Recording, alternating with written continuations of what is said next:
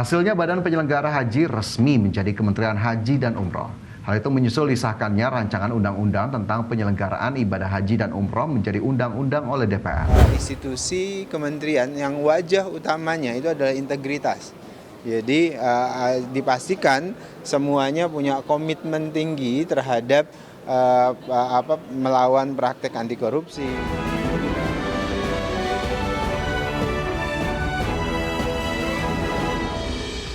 Terkait dengan Dewan Perwakilan Rakyat menggelar rapat paripurna keempat masa persidangan 2025-2026. Agenda rapat paripurna kali ini adalah pengambilan keputusan terhadap RUU perubahan ketiga atas Undang-Undang Nomor 8 Tahun 2019 tentang penyelenggaraan ibadah haji dan umrah, sekaligus pembahasan persetujuan pemberian kewarganegaraan Republik Indonesia.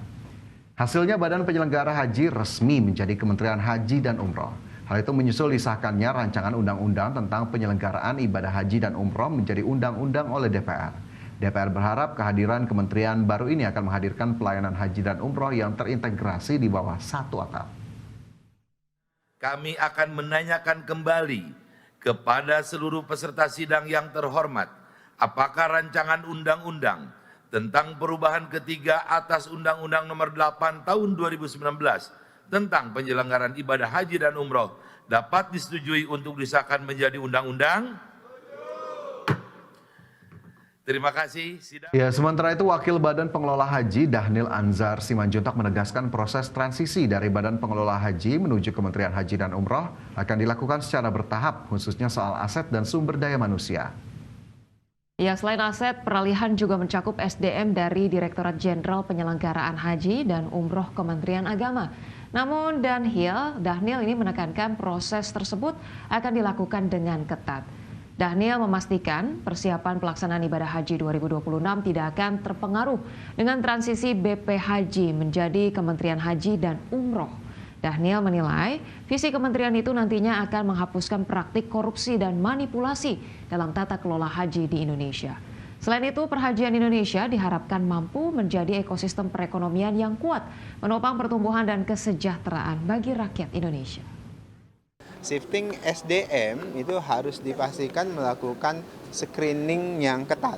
Karena Presiden menginginkan Kementerian Haji dan Umroh itu menjadi institusi kementerian yang wajah utamanya itu adalah integritas. Jadi dipastikan semuanya punya komitmen tinggi terhadap melawan praktek anti korupsi. Kementerian Perindustrian bakal menyetop insentif mobil berbasis baterai atau Battery Electric Vehicle atau BEV impor pada akhir tahun 2025. Penghapusan insentif ini untuk melihat kepastian komitmen investasi sekaligus melindungi industri dalam negeri yang sudah memenuhi tingkat kandungan dalam negeri. Kementerian Perindustrian memastikan bakal menyetop insentif mobil listrik berbasis baterai atau BEV impor dalam bentuk utuh atau completely built up atau CBU. Direktur Industri Maritim, Alat Transportasi dan Alat Pertahanan atau Ilmatap Kemenperin, Mahardi Tunggul Wicaksono menyebutkan, langkah ini sesuai dengan Peraturan Menteri Investasi Nomor 6 Tahun 2023, di mana impor BEV CBU dalam rangka tes pasar dengan komitmen investasi mendapatkan insentif bea masuk 0% dari tarif normal 50% dan PPNBM 0% dari 15%. Dengan demikian, BEV impor cukup bayar pajak 12% dari seharusnya 77%, sehingga diskonnya mencapai 65%.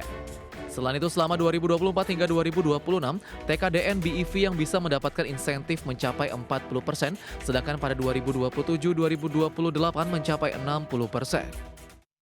Insentif ini memang sampai dengan hari ini bukan kepada teman-teman semua, kami belum juga atau belum ada sama sekali rapat atau pertemuan dengan kementerian lembaga lain ya, terkait dengan berlanjutan insentif ini. Jadi bisa kita asumsikan karena sampai dengan hari ini belum ada pernah diskusi atau rapat-rapat pertemuan, sehingga asumsinya memang insentif ini sudah akan berakhir sesuai dengan regulasi yang ada. Kemenperin berharap langkah tersebut membuat populasi kendaraan listrik meningkat. Adapun pada tahun 2024 total populasi kendaraan listrik mencapai 207.000 unit, meningkat sebesar 78% dari tahun 2023 yang berjumlah 116.000 unit. Jakarta, Di Firmansyah, IDX Channel. Gaikindo mengakui insentif impor mobil listrik berbasis baterai dalam rangka tes pasar menekan kinerja industri otomotif. Gaikindo meminta pemberian insentif yang adil perlu menjadi perhatian pemerintah, khususnya di tengah daya beli masyarakat yang lesu. Gabungan Industri Kendaraan Bermotor Indonesia mengakui insentif impor mobil listrik berbasis baterai dalam rangka tes pasar menekan kinerja industri otomotif yang sudah lama beroperasi di dalam negeri. Meski di sisi lain, insentif BEV impor berhasil mendorong adopsi kendaraan ramah lingkungan di Indonesia. Menurut Sekretaris Umum Gaikindo Kukuh Kumara, utilisasi industri mobil tahun ini tercatat turun dari 73% menjadi 55% seiring turunnya penjualan mobil domestik termasuk kinerja industri komponen. Untuk itu diperlukan kebijakan yang menciptakan keseimbangan industri otomotif. Pemberian insentif yang adil juga perlu menjadi perhatian pemerintah, khususnya di tengah daya beli masyarakat yang lesu. Sampai Juli ini diperkirakan, kami nggak punya data yang cukup resmi, itu sudah hampir 7.000. Jadi di akhir tahun bisa sampai mungkin 14 ribuan kendaraan komersial. Dan ini yang tadi saya singgung, mengganggu produksi kendaraan bermotor di Indonesia. Karena apa? Pelaku lokal ini kan memenuhi ketentuan yang ada di Indonesia, namun kemudian dikalikan dengan kendaraan-kendaraan impor yang dapat dengan mudah masuk ke Indonesia.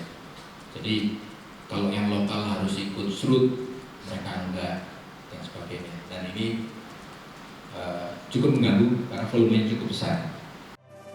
Berdasarkan data Gaikindo, penjualan mobil domestik turun menjadi 865 ribu unit pada 2024 dibandingkan 2014 sebanyak 1,2 juta unit. Tren ini berlanjut pada tahun ini, di mana per Juli lalu penjualan mobil turun 10% menjadi 453 ribu unit. Jakarta, Devi Firmansyah, IDX Channel.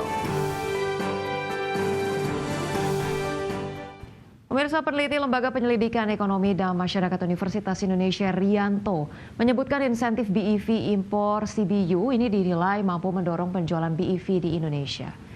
Rianto mencatat BEV impor merajai pasar domestik dengan porsinya mencapai 64% hingga Mei 2025 atau naik tajam dari hanya 40% pada periode yang sama di tahun lalu.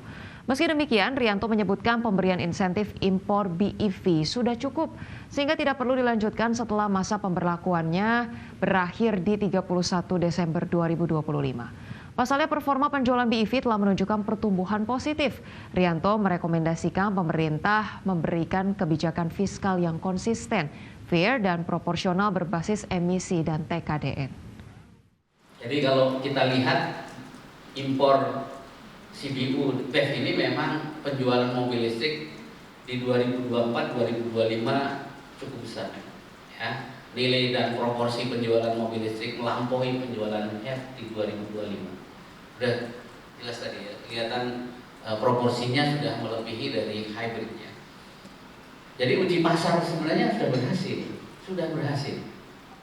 Ya, pemberhentian insentif bagi mobil listrik impor begitu ya, ini harus kita dukung karena memang ini sekaligus menagih komitmen dari pabrikan mobil listrik yang sudah buka di Indonesia nih, Ca, yang memang harusnya sudah produksi sehingga impornya harus ditekan. Nah, insentifnya mungkin untuk produk-produk yang sudah dihasilkan di dalam negeri. Betul, dan perlu menjadi perhatian juga kemudian industri otomotif dari dalam negeri, perkembangannya juga seperti apa nih untuk mengejar kualitas dalam hal BEV, karena kalau misalnya kita batasin impornya, semoga saya daya saing industri otomotif di kita juga bisa ikutan meningkat gitu ya, bukan hanya kemudian masyarakat bergantung lagi sama produk BEV dari impor begitu ya.